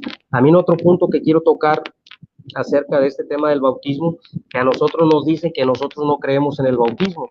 Eso es una mentira. Nosotros creemos en el bautismo y creemos que todas las personas tienen que bautizarse en el nombre del Padre, del Hijo y del Espíritu Santo. Cuando yo hablo y yo me refiero a los anabaptistas, ¿por qué les decían anabaptistas? Anabaptistas no fue una denominación que ellos se autonombraron, fue un sobrenombre que les pusieron. ¿Por qué?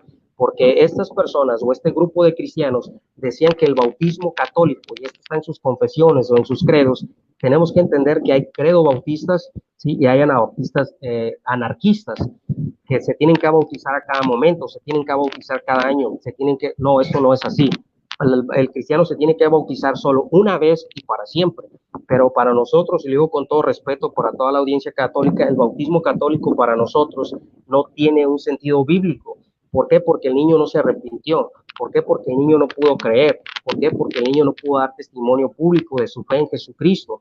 Por lo tanto, ese bautismo, y lo digo con todo el respeto y con todo el amor a nuestros amigos católicos y al licenciado Guido Rojas, que se merece, ese bautismo de niños para nosotros no tiene sustento bíblico. Por lo tanto, este niño cuando crece, cuando se arrepiente de corazón, que Dios concede el arrepentimiento, cuando este niño cree verdaderamente en Jesucristo, lo acepta como el Señor y el Salvador de su vida, puede descender a las aguas bautismales y dar ese testimonio público, ese testimonio exterior de que ha muerto al viejo hombre y ha resucitado con el nuevo hombre. Por lo tanto, se ha unido con nuestro Señor Jesucristo.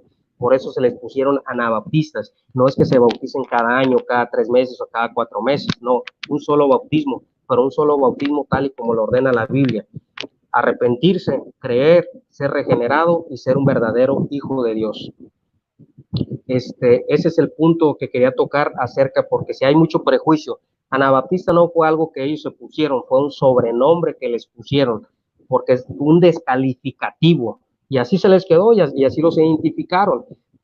No es que se bauticen, nos bautizamos solo una vez, pero un bautismo genuino, un bautismo como lo he venido presentando. Arrepiéntete, cree, eres regenerado, eres una nueva criatura y desciendes a las aguas bautismales. Podemos ver también en el libro de los Hechos, en el tiempo de Cornelio, que hubo personas que fueron llenos del Espíritu Santo, que descendió el Espíritu Santo sobre ellos y todavía no bajaban a las aguas bautismales.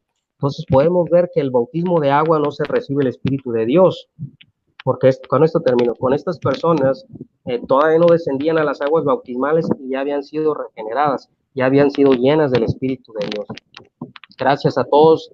Dios lo bendiga, licenciado. Dios lo bendiga, hermano Aaron. Gracias, hermanito Salvador.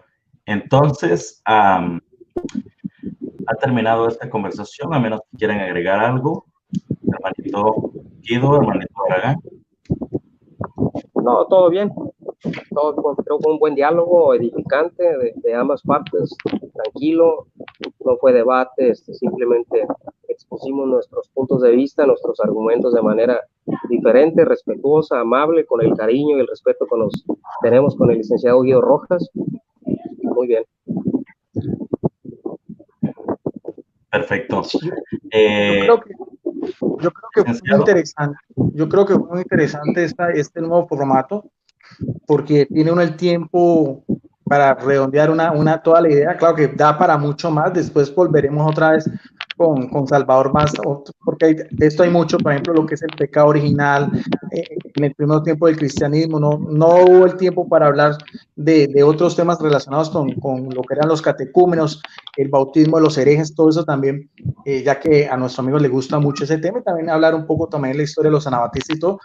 Pero yo lo que quería era con este formato. No sé cómo ha estado la audiencia, si les ha gustado este formato, si de pronto tienes algún comentario o algo de las personas que en este momento están conectadas, si es el mismo tipo de gente que se conecta cuando hay un debate, o es menos, o es más o menos igual. Pues habría que preguntarle aquí a a la audiencia. Aquí está la señora Rosa Araujo, que es católica, está nuestra hermana Elina Rivera, que es de Las Vegas, es cubana. Nuestra hermana apoya este ministerio, está nuestro hermano Elías Maldonado, está David Davilo, Corazón de Oro, Jovito Cardoso, Arnold Portillo, está, no sé, aquí tiene que haber católicos también, pero no comentan, pero por ahí están también viendo el video y pueden comentar. Ahí está mi amigazo Max Roper, dice de Vacantiza Max Roper. René Torres también. Sí, no sé, los hermanos que están aquí, nuestro hermano Soldado de Cristo, que también nos ayuda a moderar este canal, que comenten si les gustó este formato, les gusta más el otro formato. Aquí estamos para que el pueblo evangélico y el pueblo católico pueda ser nutrido con las enseñanzas del licenciado y un servidor. Entonces queremos la opinión de los hermanos. Está nuestro hermano Juan Peña también, David Avilo, Arturo Luna. Rosa Araujo es una fiel. Sí, ella anda en todos los foros defendiendo su fe católica, que es muy respetuosa y ella. Sí, es muy bien recibida en todos lados. Por aquí tenemos también a Corazón de Oro, que también es muy activo en las redes sociales. Nos gustaría saber su opinión. El hermano Seguidores de Jesús de Puerto Rico también, nuestro hermano José Pérez, nuestra hermana Marti Mancilla. Este formato como que fue más descansado, ¿no? Lola Cortés, Ángel Méndez, es católico, el pastor Mario Prado, también por aquí lo tenemos, bendiciones y un abrazo al pastor Mario Prado. Pues que dejen su opinión los hermanos, nuestros amigos, si les gusta este formato, les gusta más el otro formato donde hay más Quiero aprovechar también para mandar un fuerte salud y un fuerte abrazo al sacerdote católico Daniel Acosta. Le mando un saludo y un fuerte abrazo. Es una persona respetuosa, honorable, la cual aprecio mucho. Quiero aprovechar para saludarle y mandarle mis saludos cordiales. Es una persona que es de confesión católica, pero que trata muy bien a los evangélicos y se ha ganado el respeto de todos nosotros. No sé si hay aquí más personas que opinen, si les gustó este formato, o ahí que lo vayan dejando. No sé si el licenciado Guido quiera opinar y saludar a alguien, también tiene toda la libertad de hacerlo. No, yo creo que estuvo bueno. Yo creo que es edificante, tiene uno más tiempo para mirar toda la parte del otro, tener una exposición más amplia. Yo pienso que sí. Yo, por ejemplo, cuando esta mañana hice el anuncio, o sea, recibí muchas críticas positivas.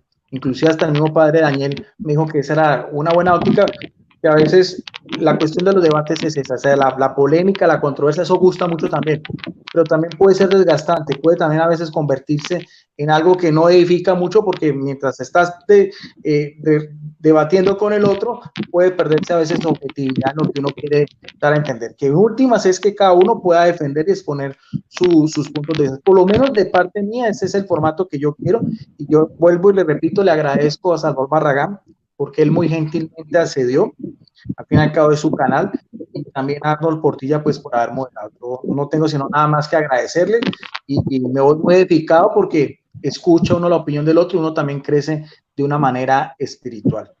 De todas maneras, agradezco, y no es más de parte mía, solamente bendiciones desde Palmira, Valle del Cauca, Colombia. No sé si Salvador y Arnold también despedida final. Saludos también al hermano Dani Totocayo, al pastor Magno Lastra, también lo quiero saludar, a René Torres, mal defensor católico, a Matt Roper también, a Mónico, a todos los católicos, que Dios los bendiga,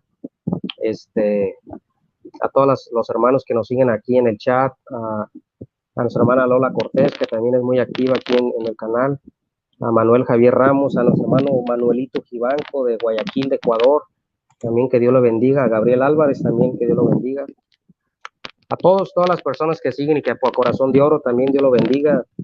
Gracias por apoyar este ministerio. No sé si el hermano Arnold nos quiera para despedirnos. Sí, hermanos, pues que el Señor nos lo bendiga a ustedes, a la audiencia, que el ángel de Jehová campe alrededor de ustedes, que los defienda, que los proteja, y y que, ¿verdad? Siempre mantengamos en nuestros corazones el amor al prójimo, ¿verdad? Y sí,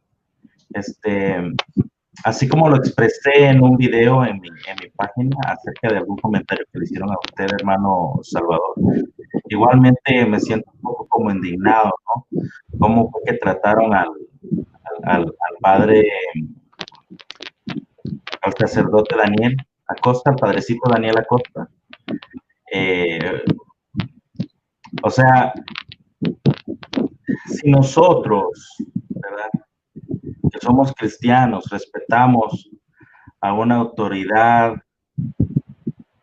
ministerial católica, yo pienso de que el laico católico debería de tan siquiera hacerlo ellos, ¿no? Hacerlo bien. Y estoy pensando en las palabras que digo, estoy siendo muy cuidadoso con lo que digo, pero yo siento que no fue la manera de haber tratado al padrecito Daniel Acosta, ¿verdad? Pero bueno, así sucede. It is what it is. Lo que pasa, hermano Arnold, que yo lo que puedo notar, que a Daniel Acosta no le gana el fanatismo. Él lo ve desde una óptica y una perspectiva diferente.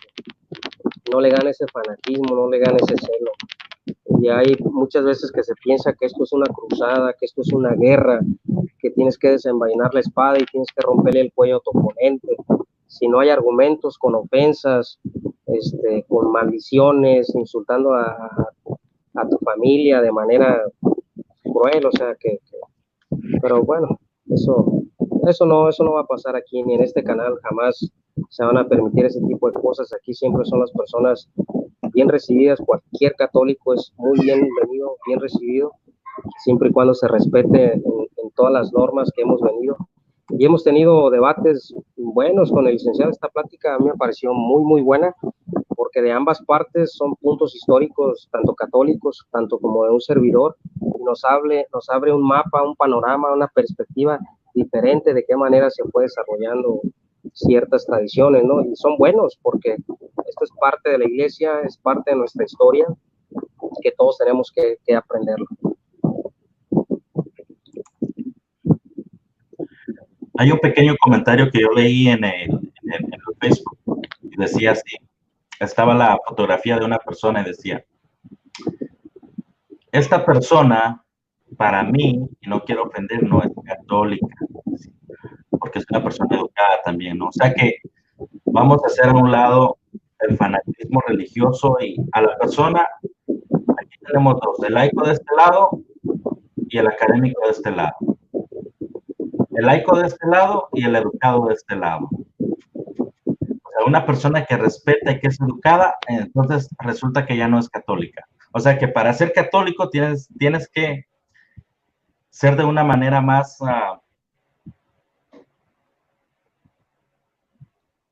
bueno, tendrías que usar palabras despectivas y palabras descalificativas en contra de un cristiano evangélico para ser católico, según lo que se está mostrando en las redes sociales.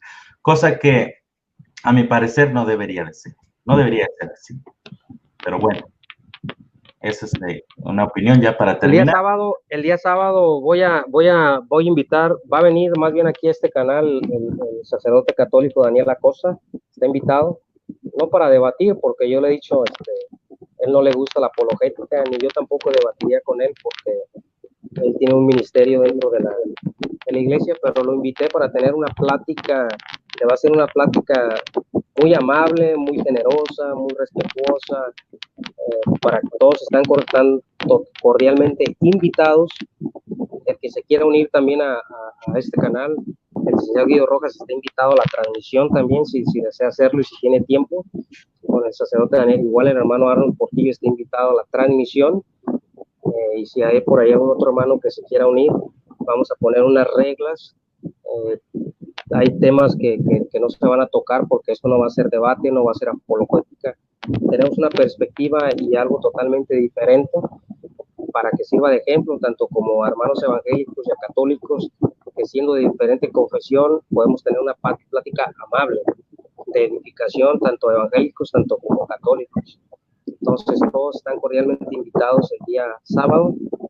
Nos estamos poniendo de acuerdo con el sacerdote Daniel Acosta y el licenciado Guido Rojas. Están cordialmente invitados a la transmisión, y también el hermano Arnold Portillo. Ahí, si desean hacerlo, nos ponemos de acuerdo por interno, pero el día sábado probablemente, si Dios permite, él aceptó la invitación y también se lo agradezco, y esperemos que sea de bendición, ¿verdad?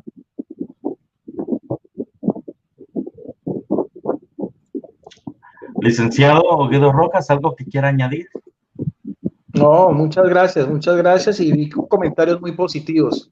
Y eso edifica, eso ayuda, y es otra forma de hacer apologética, una apologética diferente, como lo que se hizo hoy. Sobre todo me gustó mucho, hay gente que le gustó ese formato, interesante, y si el sábado se puede hacer, con mucho gusto, cuenten conmigo, hacemos un diálogo ameno. No sé si Salvador quiere un tema en especial, o es libre, o qué tienes en mente. Nos ponemos de acuerdo por interno. Yo traigo ya una idea, ya traigo una temática para llevarla a cabo. Nos ponemos de acuerdo por interno y lo llevamos a cabo. Que haya dos católicos, puede ser tú y el sacerdote Daniel Acosta, un servidor y otro hermano evangélico. Ya nos ponemos de acuerdo, vuelvo a repetir, no va a ser debate, no va a ser guerra, no va a ser, ¿tú crees? No, va a ser algo diferente, ¿verdad? Porque Daniel Acosta, él no le gusta la apologética, él entra porque le gusta corregir no a todos, a algunos católicos que dan algunas confesiones que no cree la Iglesia Católica. Para eso él entra, para estar atento de lo que se dice. Hermano, que el sacerdote José Lupito, que yo hablo mucho con él, y también a veces nos tiramos por ahí, pero él me ha dicho que ellos en calidad de sacerdote no los dejan como hacer apología, pues. O sea, ellos tienen que como pedir permiso, le entendí yo, ¿no? Pero no los dejan, creo, por su ministerio, ¿no? Creo yo. No sé si Guido nos pueda confirmar o agregar algo. Sí, lo que pasa es que eso da para mucho, ¿no? Porque es que la iglesia está en una nueva visión del cristianismo, que es el ecumenismo, que es precisamente, como decía el Papa Juan XXIII, buscar más las cosas que nos unen que las que nos desunen. Entonces, se puede defender la fe, pero no ofensivamente, no llegar a esos extremos. Hay sacerdotes que tienen canales en YouTube donde dan sus reflexiones y todo, pero entonces sí se puede hacer con cuidado. De pronto los laicos tenemos un poco más de libertad en ese aspecto, porque no estamos de pronto regidos, de pronto más a una autoridad de un obispo, pero también, como decía Robert, nuestro amigo Salvador Barragán, sí es importante unos lineamientos. Si lo que uno va a decir sea de conforme a lo que dice el magisterio eclesiástico, para no salir de pronto por desviaciones que a veces podemos caer muchos, inclusive hasta mi persona también, a veces nos podemos ir desviando un poco. Entonces lo que diga ¿cómo se dice? El magisterio eclesiástico como tal, y transmitirlo pues de la manera más amable, más cordial, como dice el apóstol Pedro en 1 de Pedro 3:15, dice, ¿no? Dar razón de la esperanza que hay en nosotros, pero con mansedumbre y con dulzura. Gracias a Salvador Barragán, gracias a Arnold. Entonces, gracias, esperemos pues que este formato, si le gusta a Salvador, lo podamos seguir haciendo con otros muchos temas, y que todo sea para crecimiento espiritual. Bendiciones. Dios los bendiga. Gracias hermano Arnold por su tiempo, que es muy valioso y nos modera. Muchísimas gracias. Dios lo bendiga. Bendiciones para todos.